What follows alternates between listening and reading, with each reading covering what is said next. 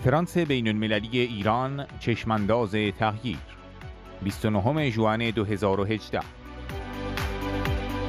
پنل چهارم قیام مردم ایران، نقش و جایگاه مقاومت سازمان یافته.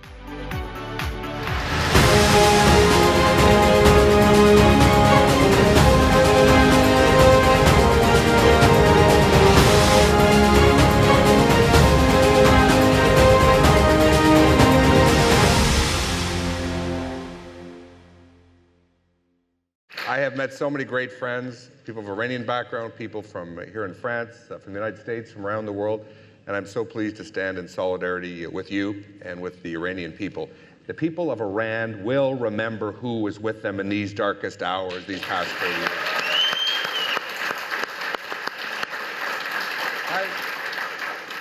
Why does it matter that people from around the world who come together and share the same values, freedom, human rights, democracy, the rule of law, tolerance, pluralism, why does it matter that we speak to the people of Iran, whether it's online or through video right now?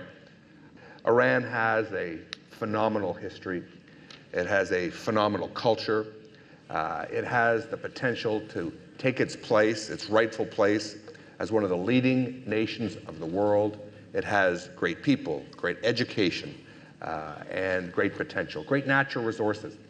The only thing holding the people of Iran back are the mullahs, and we must come together to stand with the people of Iran.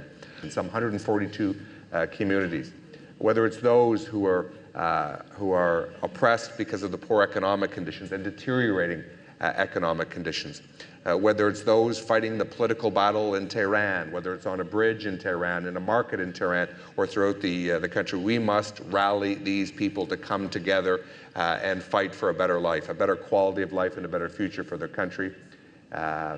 When change comes, the change will happen very, very quickly, and I am convinced that a brighter day lays ahead for the people of Iran. And when it happens, all of us will be able to say we played a small part in making that happen. Thank you so much.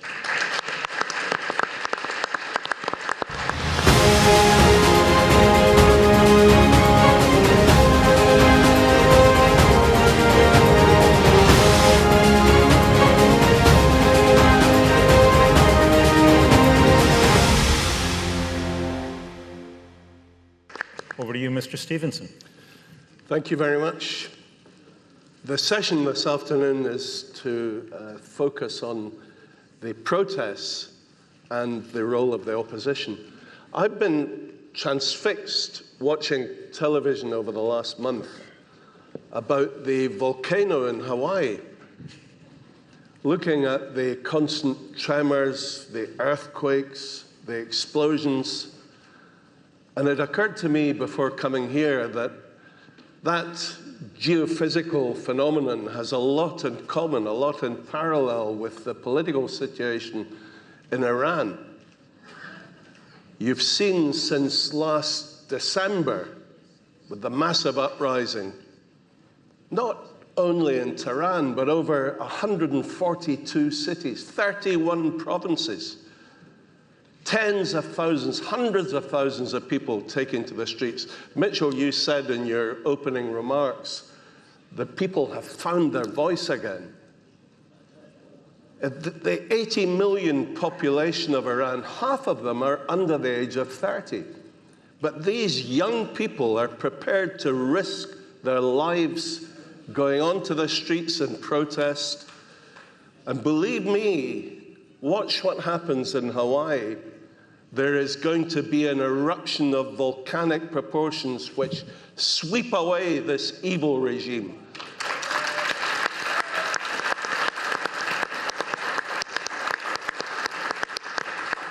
You know, the regime, of course, has retaliated in its time-honored fashion, sending out the IRGC, its Gestapo. They've arrested 8,000 people. 14 of them have been tortured to death in prison. They then claimed to the relatives and to the international press that these young people had died of drug overdoses in prison. Do you know, the people who are taking to the streets have had enough. They look at the way the mullahs have stolen their money. They look at the way that the mullahs are using the wealth of Iran to finance Bashar al-Assad, now in his 7th year of that bloody civil war, to finance the brutal Shia militias who are desiccating the Sunni population of Iraq, to finance the Houthi rebels in Yemen, to finance Hezbollah. And the people are saying enough. You see this in the chants where they're saying death to Khamenei, death to Rouhani, forget Syria, what about us?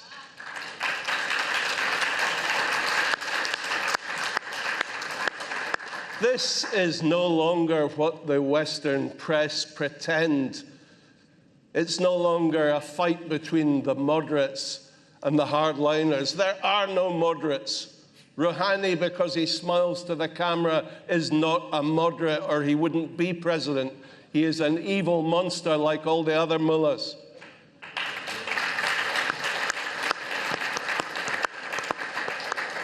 But one of the interesting factors arising from this series of protests, which this very week has taken place in the Grand Bazaar in Tehran, the merchants, the shopkeepers in that Grand Bazaar were the traditional backbone of this regime.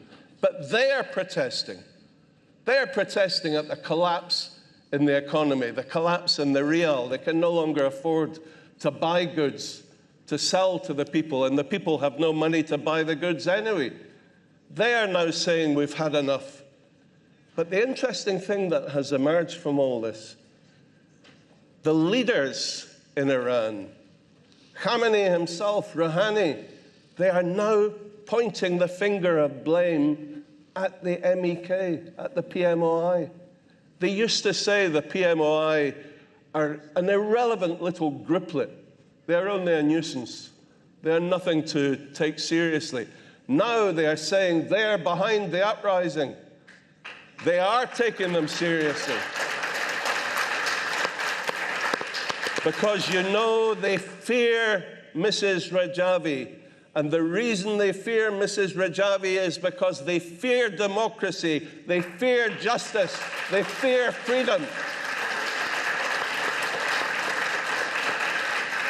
But it's interesting, you know, that whenever you get the international smell of the collapse of this evil dictatorship, then political opportunists start to slither out from under the stones of history. Last week, we saw Reza Pahlavi giving an interview to Bloomberg News. Reza Pahlavi, who for 4 decades has remained silent, living off the billions of dollars that his dictator father and his family robbed from the Iranian people. But now suddenly he has found his voice. He wants to be heard. He told Bloomberg News that his strategy was the reintegration of non-corrupt, non-criminal members of the paramilitary forces. This will be his new replacement regime. Well, he's going to have some difficulty finding non-corrupt, non-criminal members of the IRGC.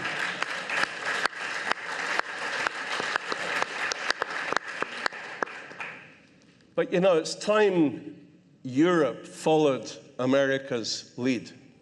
We heard very eloquently from Yves Bonnet how Donald Trump has torn up the nuclear deal, which was an absurdity from the beginning. Imagine signing a deal that forbade any nuclear inspectors from going into any military establishments in Iran, which of course is where all the nuclear activity is taking place. It was an absurdity. And releasing the billions of money that was tied up in sanctions, which were immediately used for rearming Bashar al-Assad, for rearming the Houthi rebels, Hezbollah, the Shia militia in Iraq. Ludicrous. Now Europe has got to stand up and be counted. Do you know our High Representative for Foreign Affairs, Federica Mogherini, She has lost all credibility since she went to Tehran, wore the veil, stood for selfies with the mullahs, and now, on the day she was there, they hanged 5 people.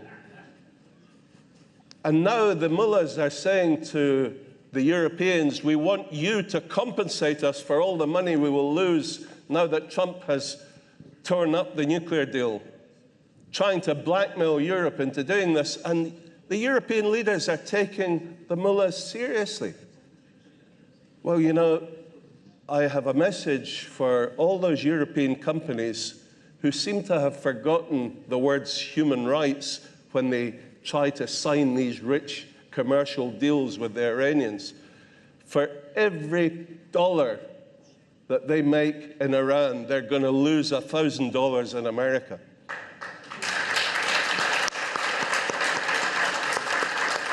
The reality is they cannot continue to do business with this evil Iranian regime. The days of Obama's appeasement policy are over. The days of Neville Chamberlain are over.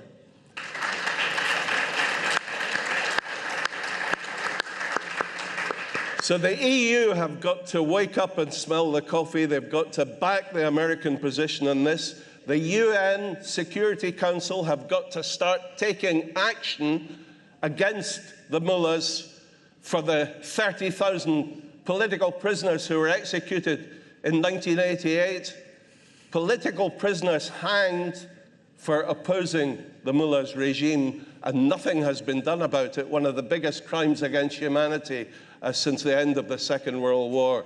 It's time the UN stood up and was counted as well.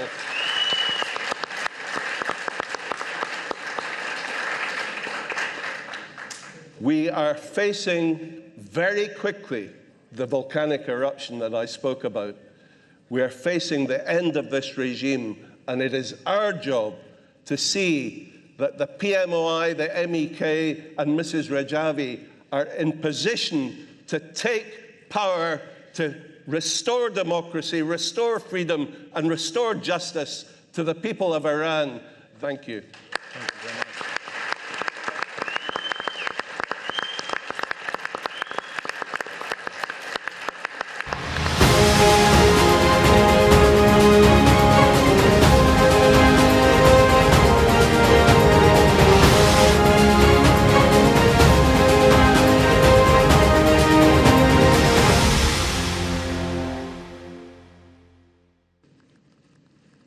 Je vais quand même vous rappeler que lorsque le docteur Mossadegh, dans une démarche légitime, patriotique et intelligente, a décidé de nationaliser l'Anglo-Iranian Company, c'est-à-dire mettre fin à la mainmise de la Grande-Bretagne sur le pétrole iranien, les États-Unis, en l'occurrence la CIA, et les Britanniques ont fomenté un coup d'État qui, en 1953, a abouti à renverser le docteur Mossadegh. Énorme erreur. Le docteur Mossadegh était un démocrate. Les Américains n'en savaient rien. Ils ont aidé le régime impérial à régner par la force, et en particulier, ils ont répondu à cette attente qu'ont tous les régimes dictatoriaux de disposer d'une police politique qui lui permet d'assurer la permanence de son pouvoir. Et lorsqu'en 1965, un certain nombre de jeunes gens, de jeunes intellectuels iraniens, ont décidé de se dresser contre le pouvoir féodal du Shah d'Iran, ils ont trouvé en face d'eux cette police politique formée par les services américains et les services israéliens. Deuxième erreur. Les États-Unis ont été un des premiers pays à coucher l'OMPI sur la liste noire des organisations terroristes.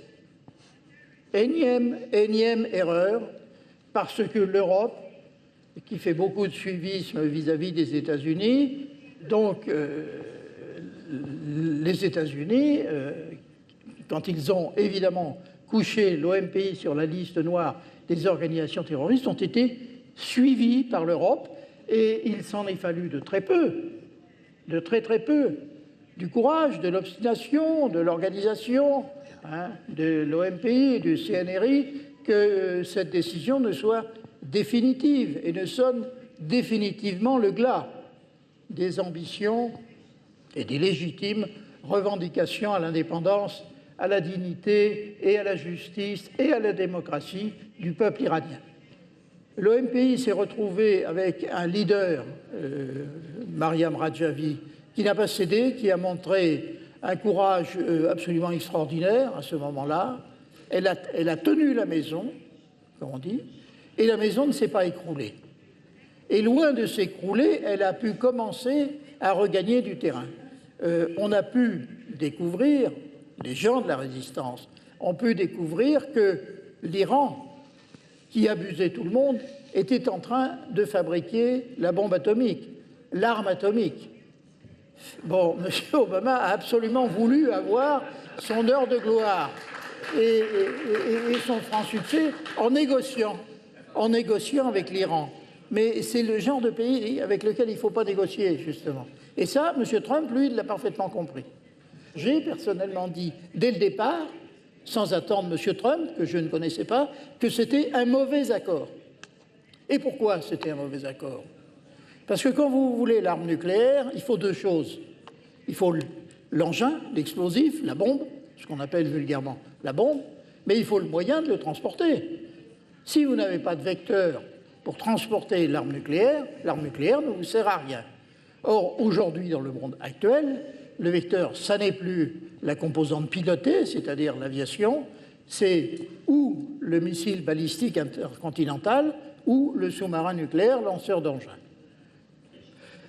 Alors, voilà, il suffisait de se rendre compte, avoir l'obstination des Iraniens de vouloir continuer à travailler dans le domaine balistique. À partir du moment où l'Iran voulait accéder à la capacité d'envoyer des vecteurs, donc des missiles balistiques intercontinentaux, c'était évidemment pas, je l'ai dit à l'époque, pour transporter des caisses de fromage, mais purement et simplement des engins de destruction massive. Voilà. Heureusement, il y a eu les élections américaines. Heureusement, M. Trump a été élu et il a expliqué que cette politique de complaisance vis-à-vis du régime conduisait évidemment à la faillite. Il a eu beau jeu de se référer à toutes les tromperies dont le régime s'est rendu l'auteur à l'égard de tous les pays qui ont discuté avec lui. Et nous en sommes aujourd'hui et j'en reviens maintenant à mon point de départ, nous en sommes aujourd'hui à ce constat que, pour la première fois depuis 65 ans, nous avons aux États-Unis, pays le plus puissant du monde, un président qui comprend quelque chose aux affaires de l'Iran. Oui, merci beaucoup. Thank you.